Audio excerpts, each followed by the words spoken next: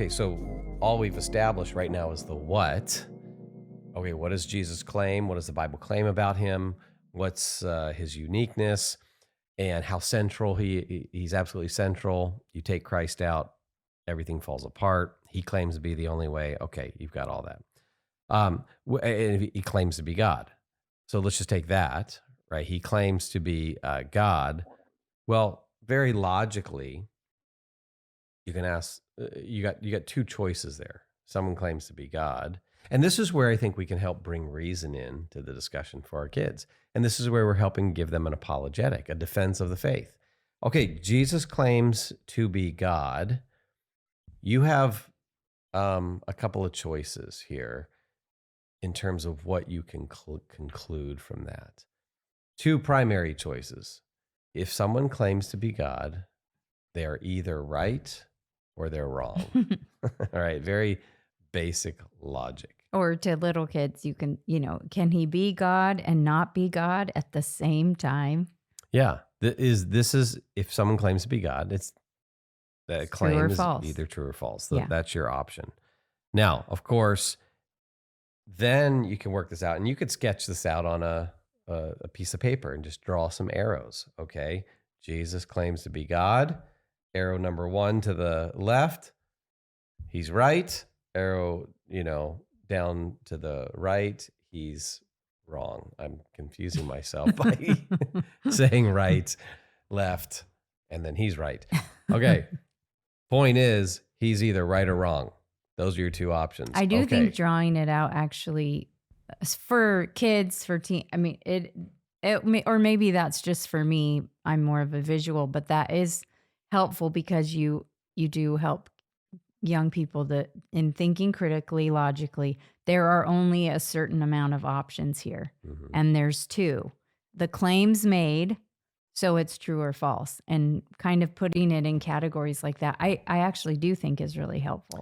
Yeah. Well, so then, okay, then the sketch would keep going, and you say, all right, let's follow this line of thinking. He claims to be God, but he's wrong.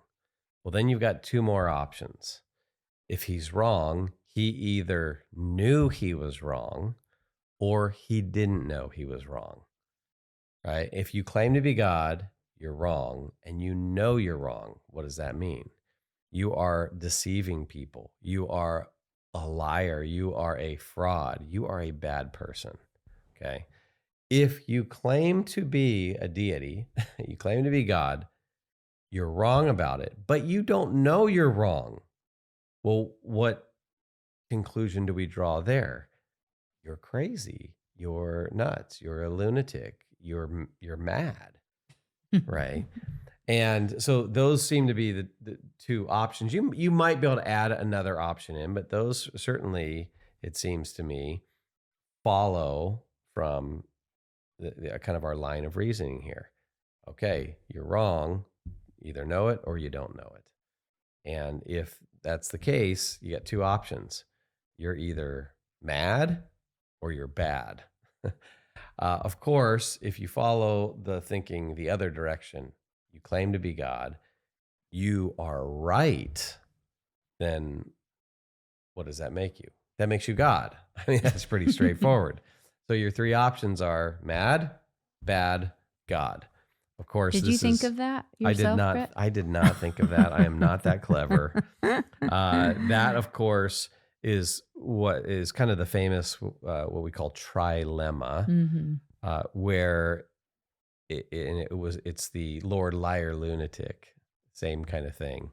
I find that mad, bad, God, I mean, it's kind of a modernized version of it. And so then those are your three options. And I think that's a real practical thing to present to your kids. Okay, here there are three live options with Jesus. And then, okay, process of elimination. Where does the evidence point us?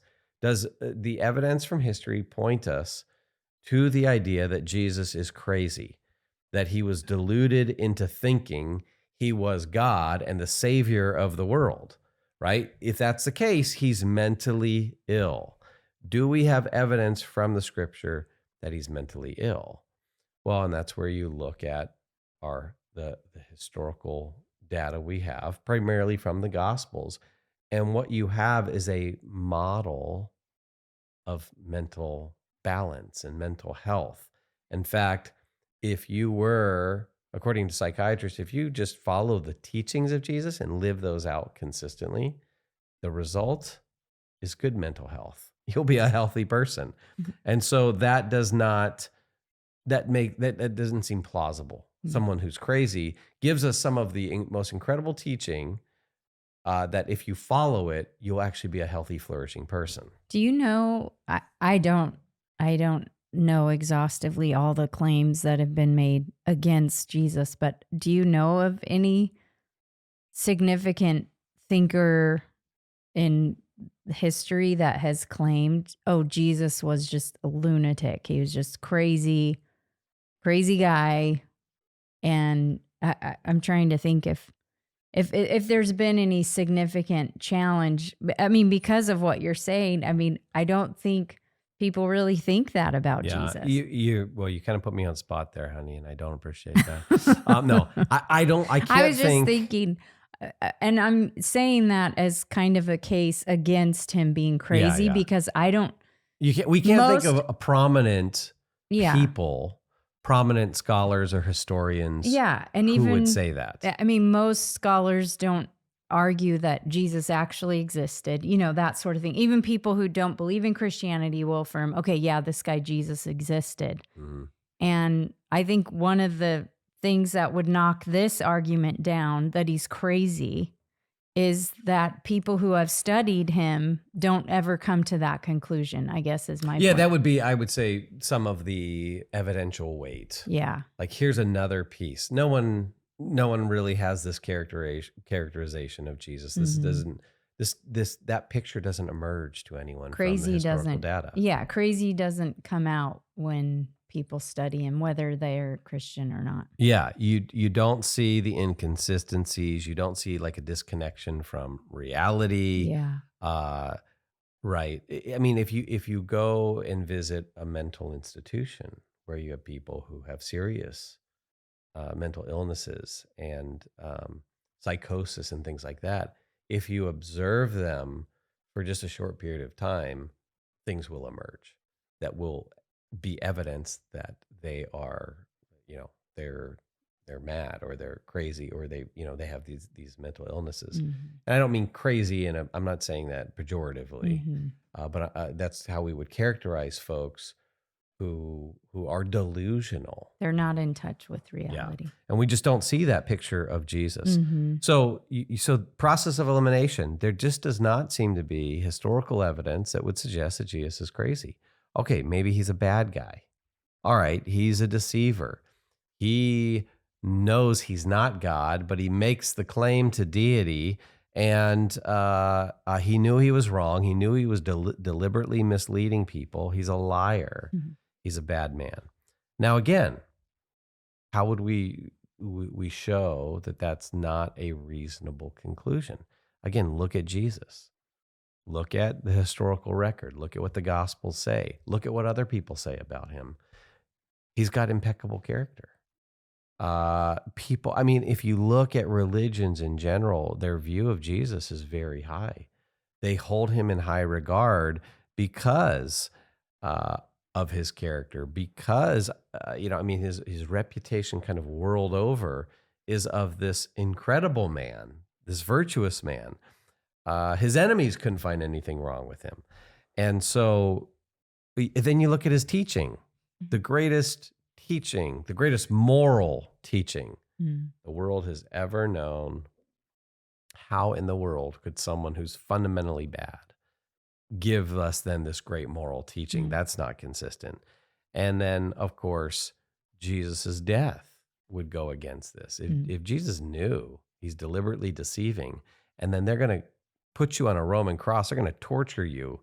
It's like, okay, at that point, I think I'm going to preserve my life because I know this is all a fraud, and I'm not going to die for what I know to be untrue. And so, again, process of elimination. Yeah, and it does. I mean, I think when anyone listening, if you think about Jesus's reputation, he does have a pretty good reputation. As a guy, he's not really looked at as a bad guy. Like you think about in progressive Christianity or Jen Hatmaker's new book it's like she says, "Oh, I like Jesus. I hate Christians," basically. She doesn't say it exactly like that. I'm summarizing, but there is, even with people who walk away from the church, there's this, they like Jesus. There's Mm. something about him they like. And of course, in Islam, Jesus is esteemed. So there is just this sense that he wasn't a bad person, which Yeah. which is interesting. But anyway, just again, kind of evidence that I don't think we could put Jesus in the bad category, and even people who don't see him as God don't put him in that category. Yeah. But then you can't just say, oh, well, he's just a good guy. He's just a good teacher. He's just a good ethical teacher. He's just this great religious guru. Mm-hmm. Those options seem to be off the table Yeah. as well, based upon what he claimed about himself. Yeah.